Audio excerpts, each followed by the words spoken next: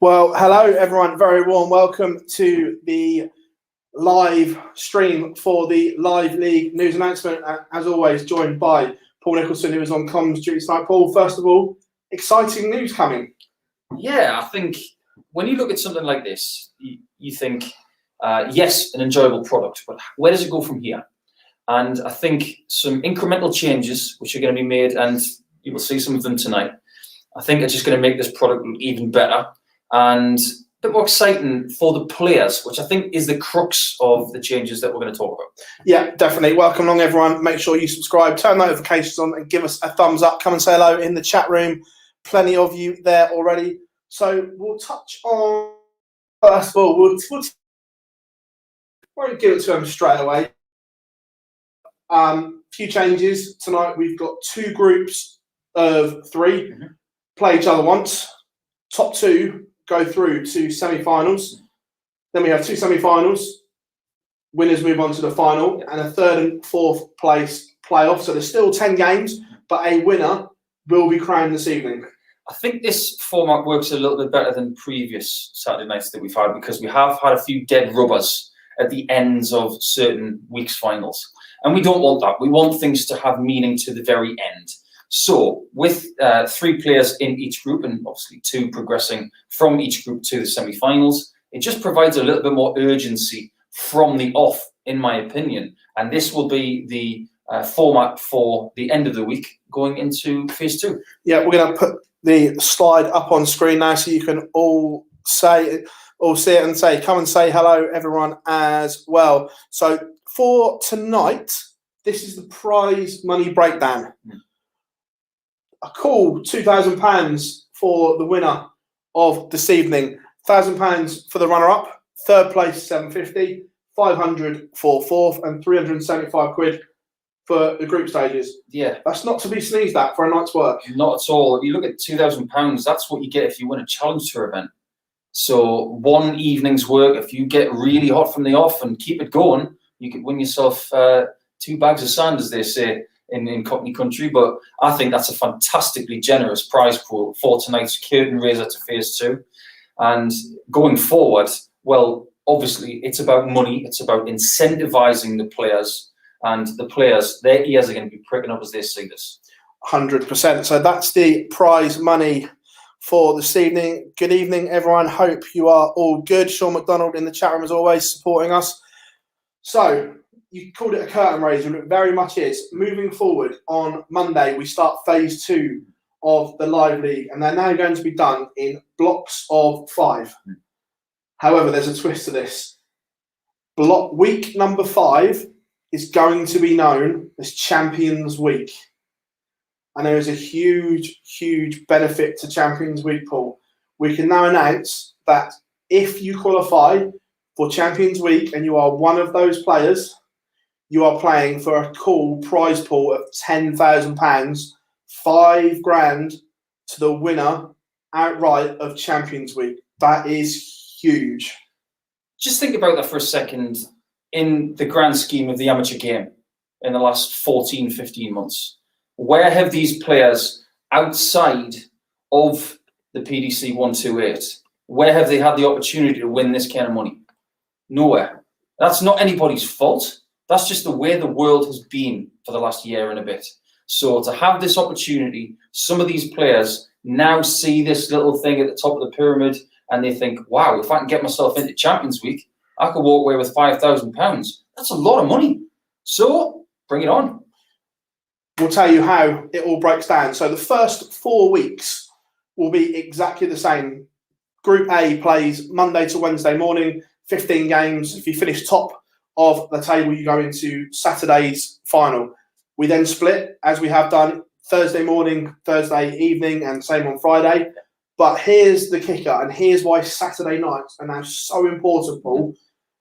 The top 3 on the Saturday night, so the winner, runner-up, and third place. This is why the third and fourth place playoff is massively vital to this. The top 3 qualify for Champions Week. So 4 weeks, 3 players a week gives us the 12 for Champions Week. Yeah. you're one of those 12, you're excited.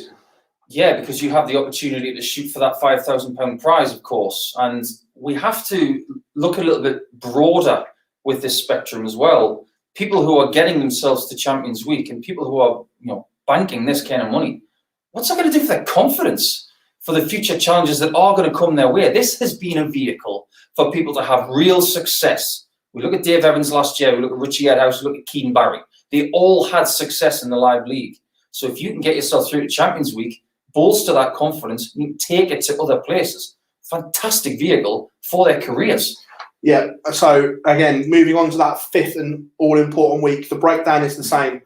How to get there. You need to either top Group A, second or third in B and C, will get you in to there. And here's the prize breakdown of that £10,000 on Champions Week. Winner, a cool 5 bags. £2,000 for the runner-up. Third place, £1,250. £750 for fourth, and the group stages, a cool £500 just for Champions Week. Now, we teased everyone and said this was going to be big news, and it is. I know that you haven't got your card. If you were fit and healthy and you were sat at home watching this, how excited would you be right now? I'd be on the phone straight away saying, can I have a place, please? Because you look at these numbers, and £5,000 as a winner's check, that's the equivalent of winning something like the Isle of Man. It was a huge open. This is like winning one of the biggest opens in the world. This is a huge injection of money to the amateur game, and the possibilities are there.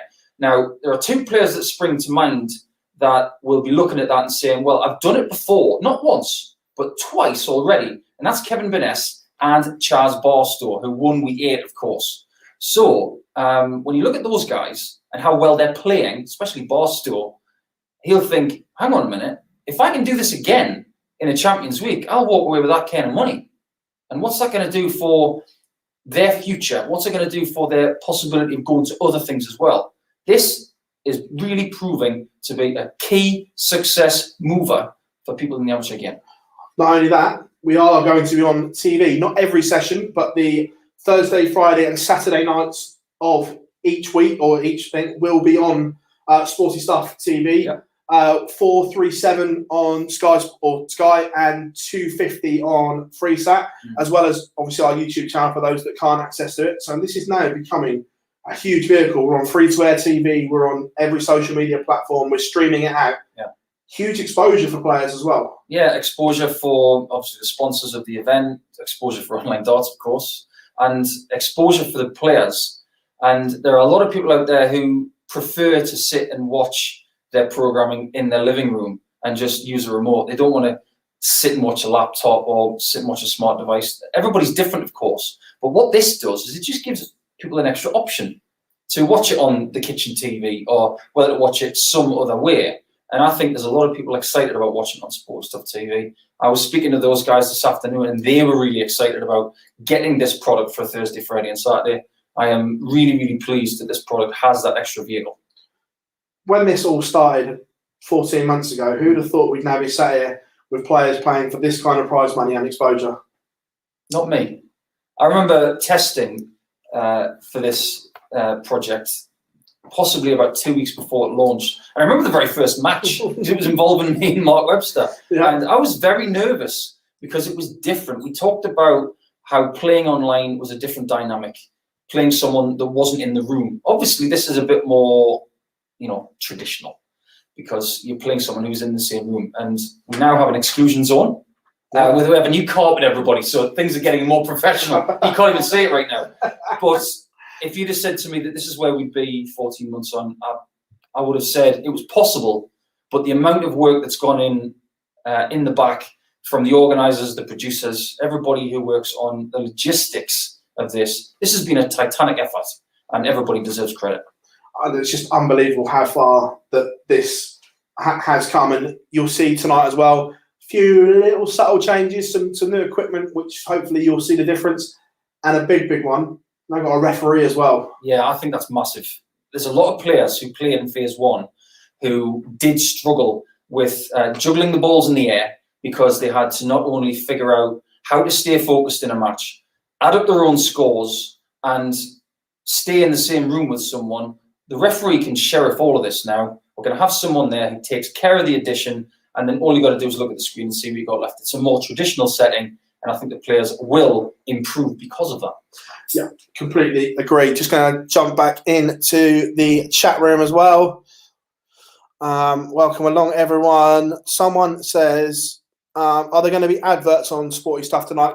Obviously not during the game, but during the scheduled breaks. Yes, I presume so. I don't know, but I should imagine so.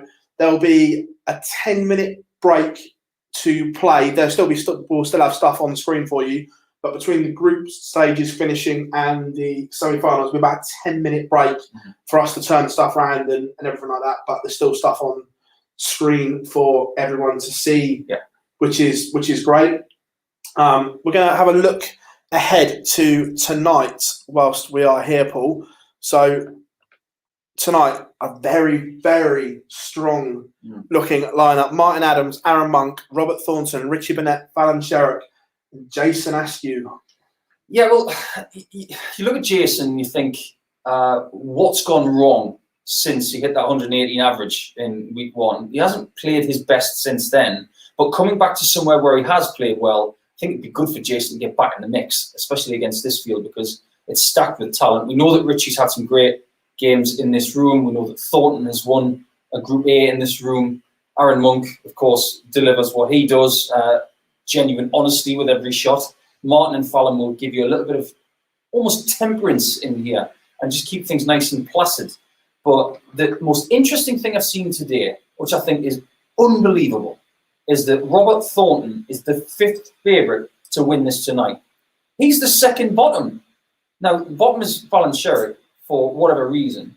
But the fact of the matter is, the bookies have got Jason Askew as the second favourite, which is interesting. And then Robert Thornton, who had a brilliant week in Niederhausen after leaving the Live League at last minute notice to go to Germany. What a brilliant, brilliant time. He's 5th favourite. I think that's going to change in the next 2 hours. Yeah, that's absolutely criminal, in my opinion. The form that we've seen Robert throw could be absolutely huge. We've obviously got the fixtures there. Which ones catch your eye and which ones are going to have the biggest say in these groups? Well, I think if Fallon stands a chance of getting through to the semi-finals, I think she's got to beat Martin Adams first. I think that's a key thing for her. We've seen through some of the phases she's played in that she gets better the more games she plays. So if she can get a good, sharp start against Martin, she did beat him a lot last year in the first year of the Live League. So if she can do that again, she could be a factor. But the first match of group number 2, Robert Thornton against Richie Burnett, that could be a bit of an eliminator. Now, no disrespect to Jason Askew at all, but when you look at Robert versus Richie, the game that they played, I think it was back in week 2, it was unbelievable, that game. If it's anything like that, then Jason is going to have to bring some of his best starts tonight to get through that phase. Early, I know. Who makes the semi-finals? I think Martin makes the semis. I think he's very steady. I think it does depend on what kind of practice he's had the last couple of weeks. Because when he played early in phase 1 and then he came back, he was a bit edgy to start. Well, edgy's probably the wrong word. He was just not as sharp. Maybe that little gap, he hadn't practiced as much and wasn't as sharp as he was previously. So I think it does depend on what these guys have done over the last couple of weeks. And I think we know what we're going to get with Aaron Monk.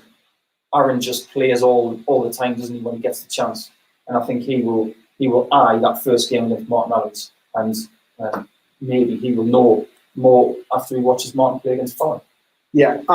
Jamie says in the chat room, did you say Sky Sports? No, it's on Sky, mate. It's in the sports section of Sky, channel 437.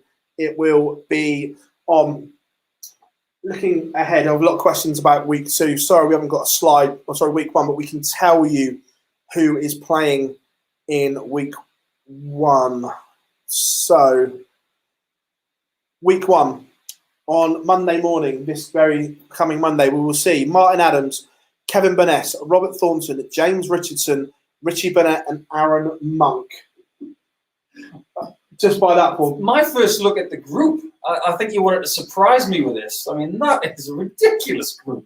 You got Burness, who's won two weekly titles, Adams, who's won 1, Richardson's won 1, Burnett, Monk, and Thornton have all been a factor. That is a quite delicious group.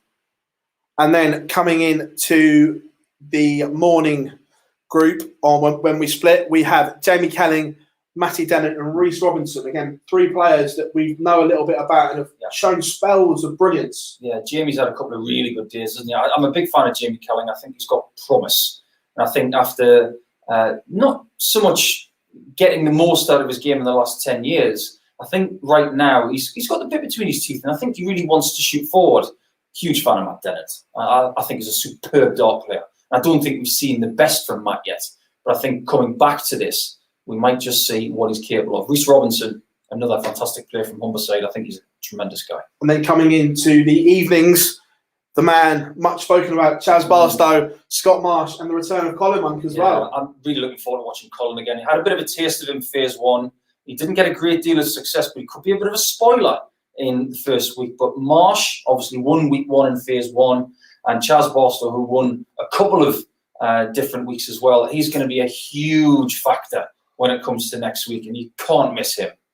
Yeah, look, it's such exciting this is, because it's like we've learned a lot from phase 1 and it's how we can improve the product.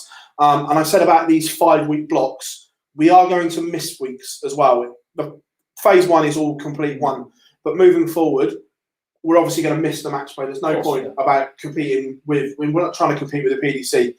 We want to work with them with this. So we will miss the match play and we will miss the challenge tour as well. I think logically, most of our players are going to be involved in the challenge tour and the World Championship and a tour card.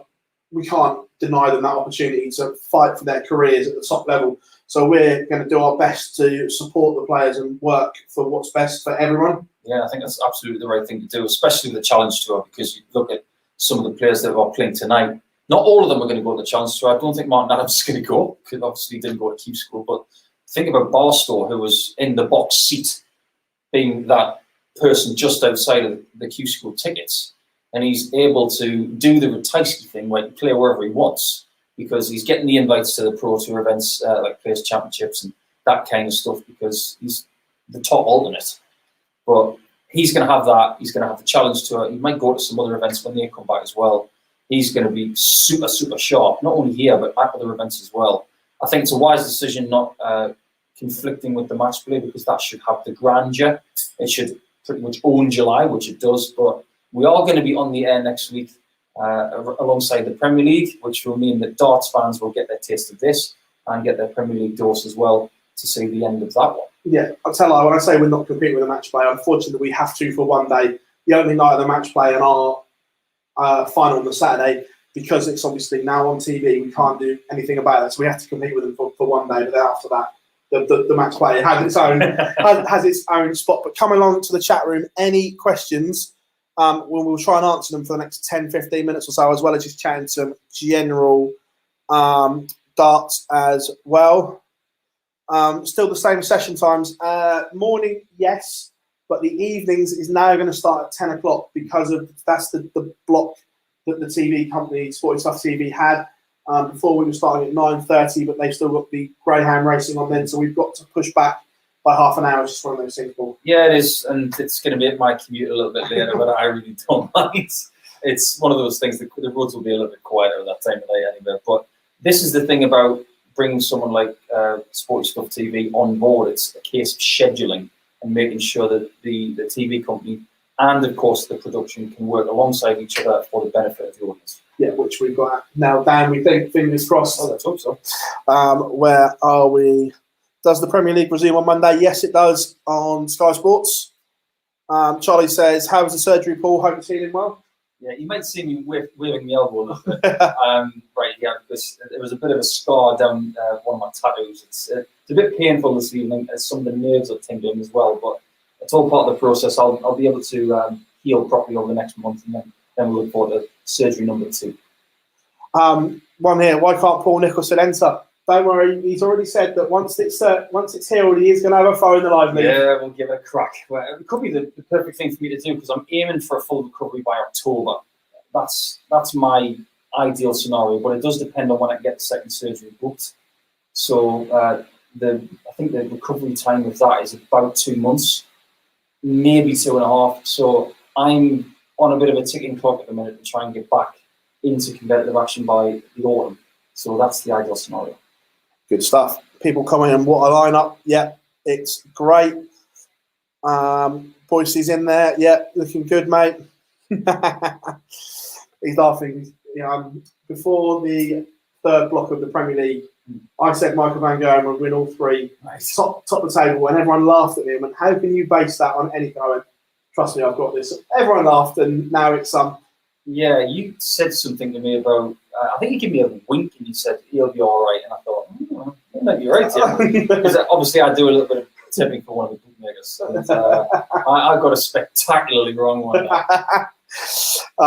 So yeah, going through the comments, going to be awesome. Yeah, we can't wait to have you all along. What about Lee Cox? Yes, I believe you will see Lee again. He played some really good stuff in phase one. Yeah. Where they're in blocks of 5 now, if you don't see your favourite in block in the first 4, don't worry. There's planning further ahead here, and not just UK-based. Once travel's allowed and it's easier for some of the Europeans to come in, there's a huge pool of players there that don't have tour cards as well. Yes, that's a huge thing to say, because when it comes to June 21st, we hope, we look at possibly inviting people from continental Europe, and there are possibilities around the world. I mean, if this was a different time and we were still looking at this project to invite people from around the world, we could look at some Canadians. Kylie Edmond, for instance, would be a fantastic addition to this, because he's such a Matt Campbell. Yeah, Matt Campbell's a fantastic show. Then you look at Germany, you look at some of the Japanese players, both male and female. Suzuki. Yeah. I mean, look at that for a real blockbuster to bring in. There are so many possibilities from overseas, but right now we're going to concentrate on the UK. The RJRs. Which one? That's what I said, the RJR. It's a plural on the end. Exactly. So, yeah. Where was them? Is tonight's action a one-off? Yeah, tonight is a one-off, just to give you a taster of what's going to happen and how a Saturday will look to the new feel and format. So all the league starts again on Monday, 9:30, but tonight's just a bit of a taster for them. Curtain raiser, I think that's the way that I put it earlier this evening. And it's just about showing you guys what the final stage of the week is going to look like, because that is the big scheduling change, really. It does start at 10 o'clock British time, but with the players being split into 2 groups on finals night, and then obviously having the semi-finals, the final, and the third place playoff, we're just testing that out to make sure that everything works going into number 1 of phase 2. Still best of 7, yes, best of 7 all the way through. It's fast, it's frenetic, it's good, that format. It will be with some of these guys. I mean, you look at someone like Chaz Barstow, who throws 3 darts about as fast as Ricky Evans sometimes. But I think what we've got with some of these players here, and one of the reasons why they've been invited for the curtain is because they've not only performed really, really well in phase 1, but they're very astute with how to play in this room. And they're going to welcome the changes as well. They're going to look at the carpet and think, oh, no more electrical tape for these zones. We've got a professional-looking exclusion, and I think this Scorpion kick it is. Exactly, no scorpion kicks here, ladies and gentlemen. No way. Lee says, any new names we haven't seen? Yeah, we are working on new names all the time. So phase or block 1, a lot you will have seen from phase 1, but believe me, we are working on new names all the time. People are emailing us on Twitter and everything like that. So we are working on it. Look, it's not a closed shop. We are always looking to improve and get the best we possibly can outside the 1-2-8. Yeah, I think there's such a massive pool of talent to choose from. I mean, we're not just looking at the elder statesmen, the people who have maybe been on tour before, and some of the recognisable names, but we are looking at female players. We've given shots to Fallon Sherritt and Corinne Hammond, of course, and Corinne put in some fabulous displays, as did Fallon. But I think that is something we could look at a little bit more, and trying to discover some talent that maybe you don't know a great deal about, but they are potential superstars going forward. Now, I was hugely impressed with Greg Ritchie and Darren Beveridge and Jamie Clark. When they came down from Scotland and played, I think it was back in week 4, if I remember rightly, I was mightily impressed with all 3 of them. And I thought to myself before that night started, where's Scottish darts going from here? Well, the Online Darts Live League has shown you where Scottish darts is going with those three and Nathan Girvan. It's only going one way. Definitely. Noel Callaghan, the werewolf, is in the house. That name I stuck. He's embraced the werewolf. Yeah, good lad. Also, I don't know the precise bits and logistically how it's going to happen, but MAD are also going to be running some qualifiers to win spots in the live league as well, which we're chatting about as well. Another little string to the MAD bow as well, offering little carrots and qualifiers to secure a place here. Yeah, well, things are going really well for MED, aren't they? Because you look at the amount of events that are starting to materialise affiliated with MED. It's not just the Open of Gibraltar and the stuff that's going on down there in Jib, but the fact that everybody's starting to gradually embrace what MED is going to do over the next few years. And obviously all of the news that's broken this week about the Benelux region with Van Gerwen and Van der Voort doing the miles to try and find venues and things like that. This is huge. And people are starting to realise that MED is not a flash in the pan. It's not just one trick idea. This is something that's going to be around.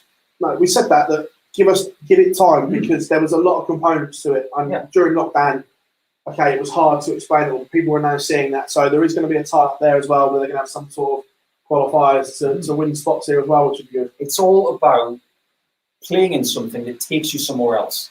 It's almost like an old model. We used to play local tournaments to get yourself into the World Masters, national playoffs. It's the same sort of thing, but what we're looking at trying to do with MED is make things a bit more transparent and easier to understand. And ultimately, it's the pyramid style stuff, isn't it?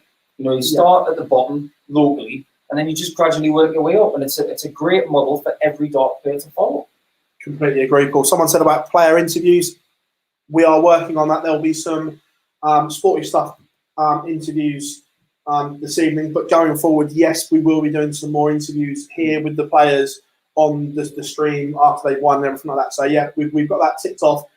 It's just hard to implement everything at once, Paul. It's just like little baby steps to keep enhancing the product. We've got to stick within the time frame of the network. We've only got so much time to work with, and obviously with there being 10 games in an evening, if one of those games goes 4-3 and the next one goes 4-3 and so on and so on, we could potentially overrun. So we're on a tight schedule, and if time permits interviews to be input at certain points, especially after we've done the first shot of this tonight with the 10 matches in the semi-finals and final, then they will be implemented later. But it's definitely something that we want to get the players on board with. Yeah, especially on the Saturday. The Saturday night is the showcase bit, isn't it? So it's a little bit harder during the week because of the time turnarounds. But certainly on a Saturday, we're always looking to improve that. Yeah, this is a product that has completely evolved since April of 2020. And I remember when we were in our own bedrooms and offices, and in some people's cases, in their kitchens and their conservatories. How Jared Cole played in that conservatory, I've got no clue. Yeah. But the number one contender for the world's MED title, of course, Jared Cole, was successful here. And he's someone I'm sure we'll see again. But it's constant evolution, changing the product, so it's better for you to watch. Yeah, definitely. Right, 5 minutes or so, guys. Any further questions? People are asking about the live chat during the stream. The reason the live chat is turned off is because there are certain people or certain profiles that don't have names that can't be trusted to say stupid things. And unlike when we do the live lounge where we have the chat and it's brilliant, we can monitor it and get rid of anything that shouldn't be there. But when it's such a tight turnaround here, it's hard to monitor it. That's why, unfortunately, we don't have the live chat facility switched on. Potentially, yes, going forward, if we can monitor it properly, maybe. But at the moment, we just don't have the man resources to do it, which is why it's turned off. Okay. That's fair enough. I mean, the main focus about this is the darts. Yeah. It's all about the interaction of the eyes and the ears of the fans watching this product and enjoying this and seeing what the players can deliver. Now, if we can implement a chatting process with the YouTube channel at some point, all well and good, but we have to focus on the player style. Before we go, Paul, you're not getting away with it. I knew you were going to ask me this. Who wins tonight? Who lifts the Sporty Stuff TV trophy? Well, I looked at this earlier and I couldn't believe the odds for Thornton. I thought that was fantastic. And I know for a fact that when he looks at the potential prize and who's in the group, he's going to be up for this. I think of everybody in this group, the sharpest could be possibly Aaron Monk. because he always seems to start campaigns well, but he hasn't got a very good record on Saturday nights, has he? No. So that could be a factor, but I'm going to go for Thornton here. Ooh. I keep looking. I can't look past the Wolf. I can't. I don't blame you. I can't look past the Wolf. The only thing that sort of negates my going for Wolfie is that I watched him a little bit later in phase one when he came back. Just not as sharp when he first played. And I just get the feeling that if someone is sharp, like Thornton, or possibly Askew, we just don't know what he's been doing. He has obviously played a little bit of Proto darts, but if he's sharp, he could upset people tonight. Could do. Guys, just want to thank everyone for joining us for the big announcement here at Online Darts. We can't wait to get the action underway. 10 o'clock this evening, the asset will be calling all the action in, and we will have everything Sporty Stuff TV and our YouTube channel and across social media platforms. So make sure you tune in and you are there.